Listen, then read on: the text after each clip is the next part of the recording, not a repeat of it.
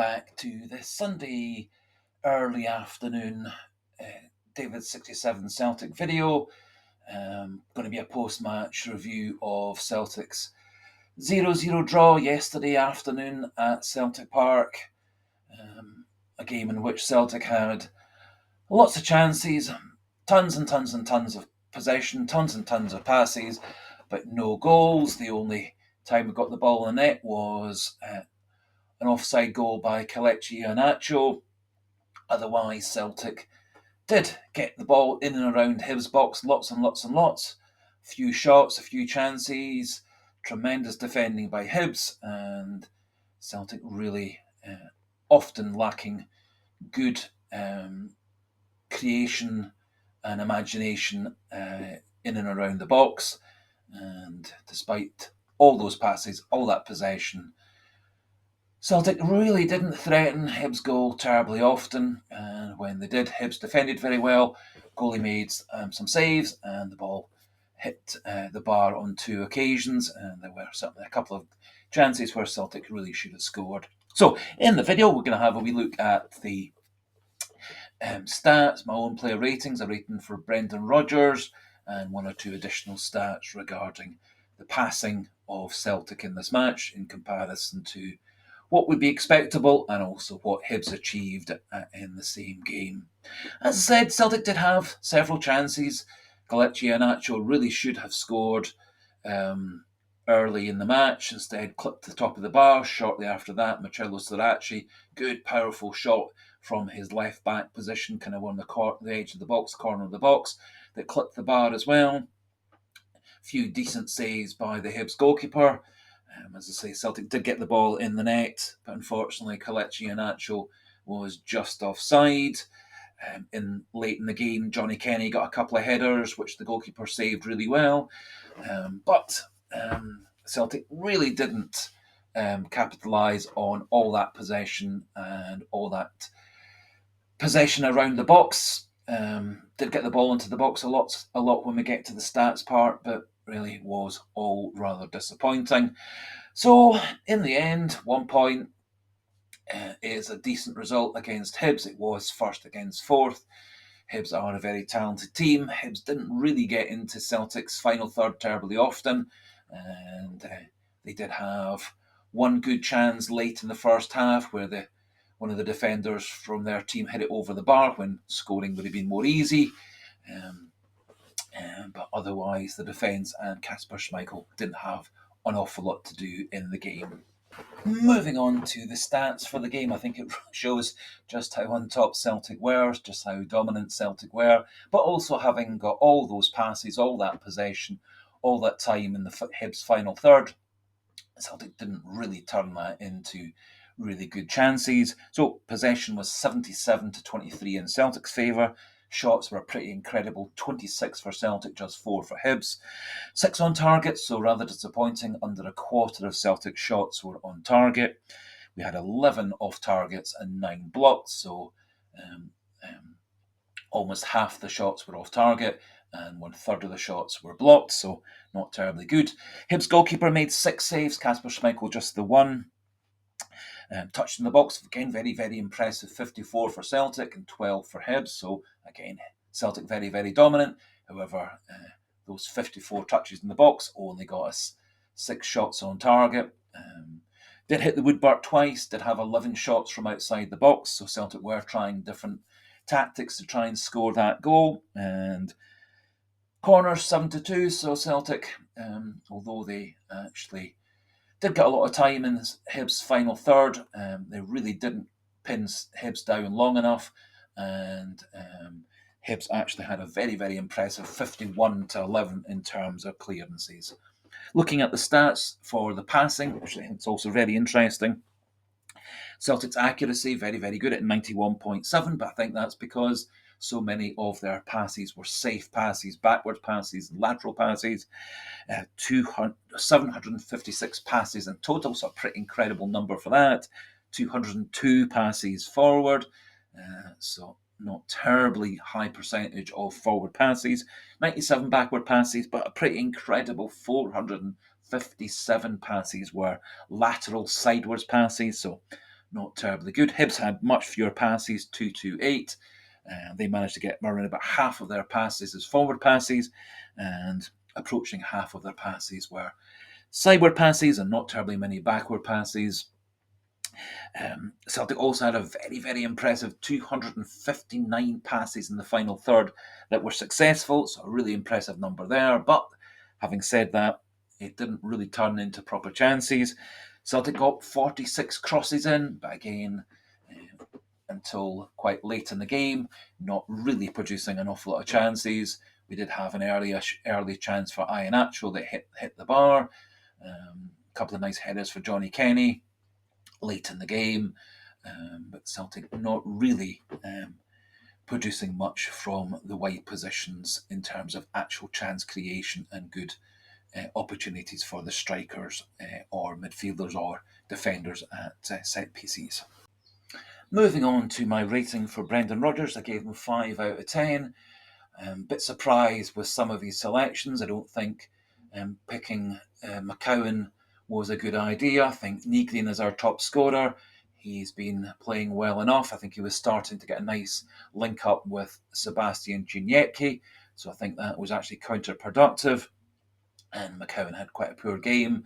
Hatate is out injured with a hamstring problem, so it did mean that either Bernardo or Engels was going to come in for them. Picking Engels was fine, but I don't think he had a particularly good game. Very surprised that Ralston got the start in place of Colby Donovan. Donovan's played so well the last few weeks. He really deserves a proper chance and a proper run in the team, rather than being automatically dropped as soon as Ralston is back to fitness. Using Sirachi as a left back, I think it was a good move. So that's the one positive selection.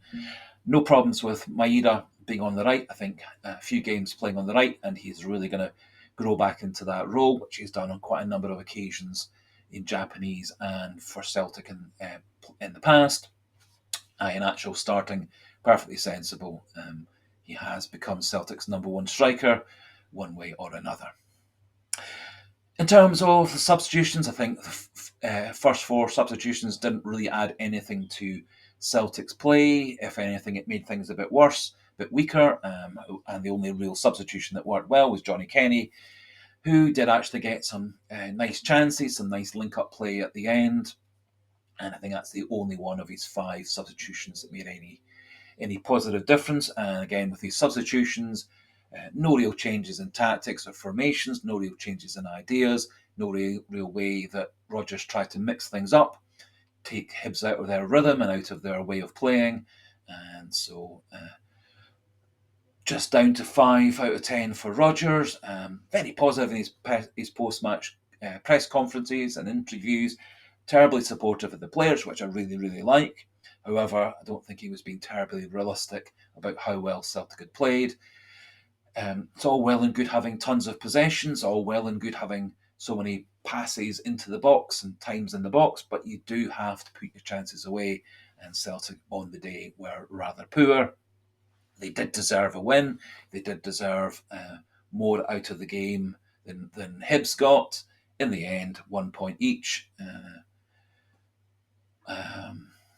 was unfair on Celtic, but you do need to take your chances, and Celtic just didn't take their chances yesterday against Hibs.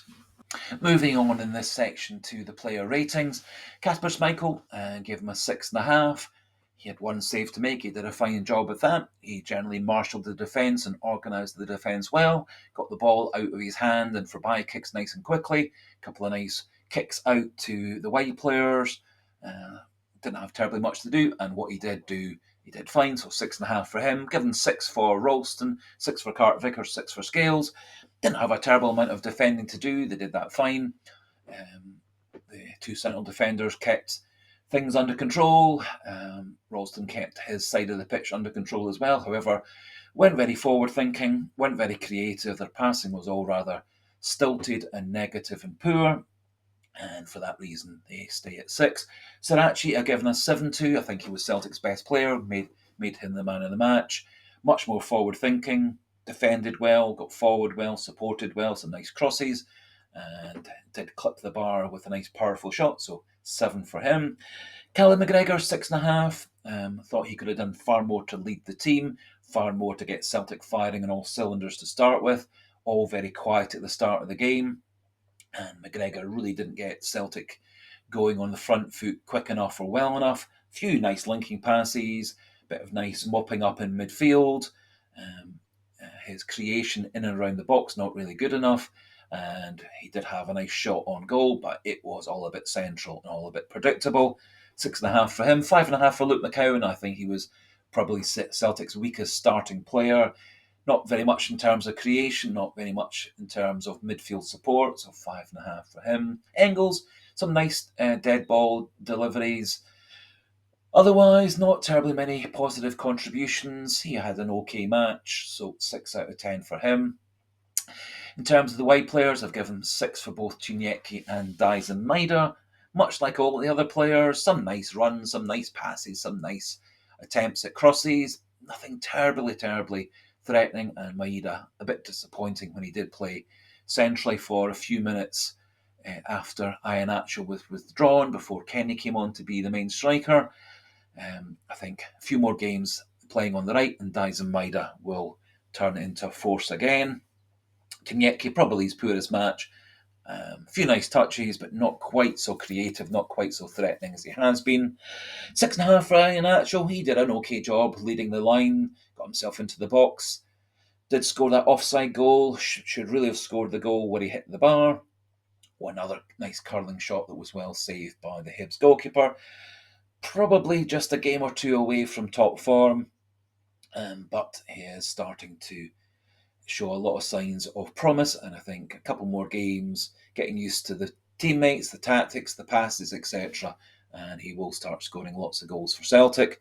In terms of the subs, 6 for Negrin and Bernardo. They did a fine job. Not much difference in terms of their abilities and their passes, etc., compared to McCowan and Engels. Bit disappointed in the two wide players, Forrest and Balikwisha. Weren't really that threatening, weren't really that productive. I think Celtic were actually weaker when those two came on rather than the players that they replaced. 6.5 for Johnny Kenny. I thought he led the line well, made some nice runs into the box, got himself a bit of space now and again, and 2 nice headers that on another day could well have been the goals that took Celtic to a deserved win, and did show some good signs coming off the bench. Bit disappointed that Shin Yamada was not on the bench. I think Celtic could well have done with another more vibrant player that could have allowed Celtic to go 2 up front late in the game, because Hibs were not terribly threatening going the opposite way. But Rodgers went with 3 defenders on the bench, where I think 2 would be more than enough, given the fact that players like Tierney and Murray and Donovan are all quite versatile. Now, nothing much else happening on this Sunday afternoon in terms of Celtic news. So just finish off with a wee polite suggestion, encouragement. If you are new to the channel, not yet subscribed, please do click that subscriber button and do pop your thoughts, comments on the game, the performances, etc. into the comment section. Nice to be chat and debate there. We'll be doing some videos through the week in preparation for the Braga match on Thursday, and any other Celtic issues, stories, or developments. We'll do those in videos through the week. And so until the next video, goodbye and hail, hail.